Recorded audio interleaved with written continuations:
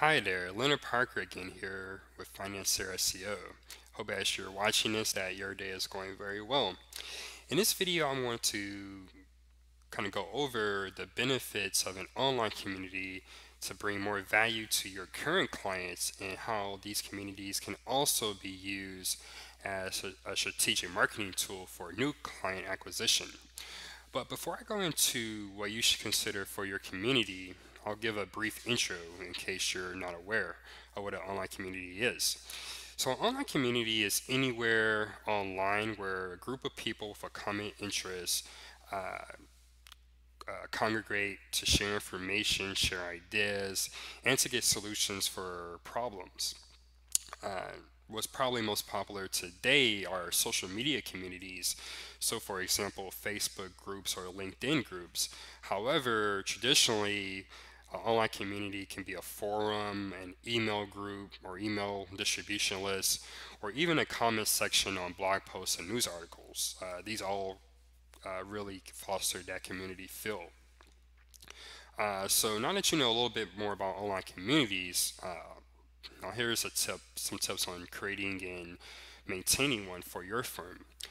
First off, you want to create your online community where your target audience congregates.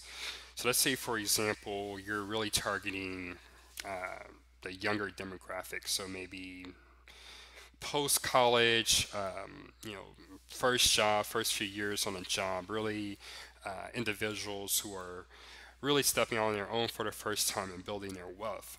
Well, Facebook or Twitter would probably be the best bet there. More so Facebook because it does have a group option where you can create Facebook groups tailored around a specific topic.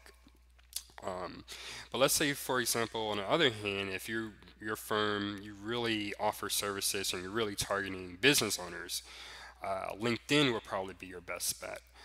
So really understand where your target audience congregates online, and make sure that you understand that website, understand the platform, and make sure that you are best using the platform to add value to your community members. So now that you create your community on whichever platform you choose, you want to make sure that you inject your company's culture into that community. So basically, the idea here is if there's a community member who's never spoken with anyone on your team, hasn't visited your office, but they are part of your community, they can get a feel for if they were to decide to do business with you in the future, what would it be like? Does your office have more of a laid back approach? Are you more hands on? Definitely, you want to inject that type of whatever that culture is into your community. As you might imagine, these online communities, if they are successful, they can take on a life of their own. And many times they can take on their own culture. Some examples online include Reddit, where Reddit people in different subreddits they are very particular, specific about what type of content is voted up versus voted down. So just consider that as your community grows larger, it's a great idea to have someone on your team dedicated to managing, putting some time in managing it for 10 to 15 minutes a day, if not more. So that's the first point. You want to make sure you inject culture. As with the second point, you want to make sure that you're measuring your ROI for your community. So, and there's different ways to do this. And ROI, that's something that you should be measuring for any marketing technique. So, what type of social engagement are you getting from your community? Are people participating? If they are, what type of participation are they involved with? Are they sharing your different posts? Are they liking your posts? Are they commenting? You want to mix all of those, as it shows that for people who aren't members who want to join, that your community is active and that they will actually get some value by joining. Um, and you can even look at this from a from a sales perspective. Is your community adding anything to your firm's bottom line? Are people joining your community then contacting your office to learn more about the financial services that you offer? Those are all different things that you want to measure with your online community. The third point, you want to emphasize transparency within your community. You don't want you any communication that you have online, you want to make sure that it's genuine.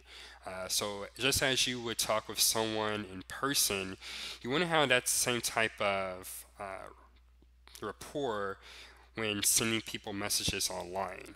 It's just people can easily spy if something is not genuine.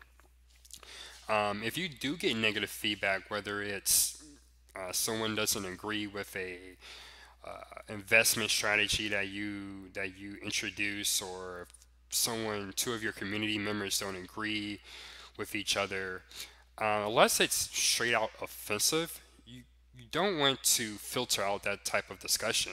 Just because it's your community doesn't mean that someone might not have negative feedback. So in the best case for these situations, you want to make sure that you respond promptly and show that you do care and that you do address the issue. Fourth, you want to encourage your community engagement with valuable insights. So uh, valuable insights, they can be very helpful. They can lead to innovation. They can change individuals, their whole financial planning strategy for them and their family.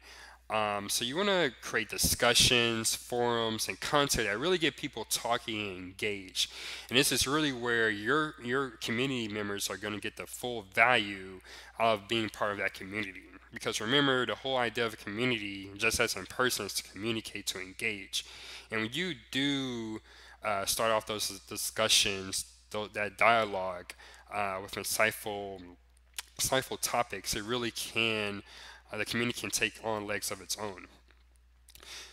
Next, speaking on value, you always want to prioritize adding value to your clients. Just as you would with the services that you offer clients, you want to add value to your community members. So you can provide regular highlights of what's going on in your community, and you can report on the different thought leadership that stems from your community, that found its way from your community. I've seen great examples where the simple discussion really help provide a solution for someone who had a particular circumstance in their life. So definitely provide value, whether it's adding content, uh, encouraging, facilitating the discussion. Make sure that you're always trying to add value to your community. And last but definitely not least, you want to make sure the flow of communication is natural between your community members and you. So try commenting on different members' posts, share them.